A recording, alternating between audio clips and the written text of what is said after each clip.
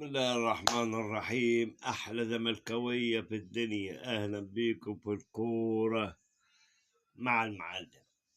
طبعا صفقات الزمالك هذا الموسم ضرب نار، بصراحة صفقات محترمة جدا. المفاجأة بقى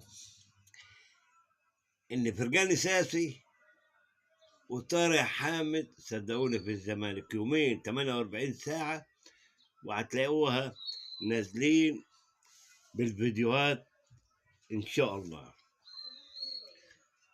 طبعا بعد مشكلة بتروجيت، حامد حمدان رغم أنف الجميع وأولهم الخطيب وقع للزمالك، يبقى في 9 لعيبة في نادي الزمالك، منهم 4 من فلسطين يعتبروا لاعيبة مصرية. في لعيب أفريقي اللي هو الجناح الأيسر، وده سريع جدا. اتفرجت على فيديوهات من اللعيبة اللي تحط الكرة تحت رجليها ويعرف يمرقص ويراوغ ويرفع ويصنع لعب. يعني مصطفى شلبي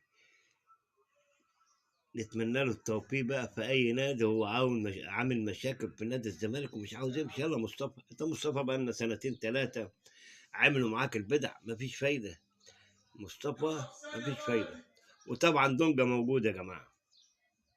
يبقى انت عندك خط وسط 4 لعيبة: محمد شحاتة إن شاء الله، وطارق حامد وفرجاني ساسي، أدا 3، وحامد حمدان أدا 4. عندك خط دفاع زي ما هو، وجه ظهير أيمن جديد وسام محمد. ده عيب الاحتياطي بتاع عمر جابر. ولو عمر جابر الولد تفوق عليه يا جماعة، فييرا البلجيكي ده مدير فني يحب الكرة الهجومية. يعني لما يهاجم ب7 لعيبة، ولما يدافع ب7 8 لعيبة برضه. يعني بيلعب كرة شاملة، وإن شاء الله هيبقى ليه بصمة في نادي الزمالك. وأنا متأكد إن الزمالك هينافس على الدوري الموسم القادم، وعلى مسؤولية الكلام ده. دي نمرة 1. نمرة 2، إمام عاشور وزيزو عاملين أحلى مشاكل في النادي الأهلي، وبإذن الله هيبقوا السبب الرئيسي بدمار النادي الأهلي الموسم القادم. واوعك تصدق اللي بيحصل واللي بيقوله الإعلام الأهلاوي. واشتركوا في القناة.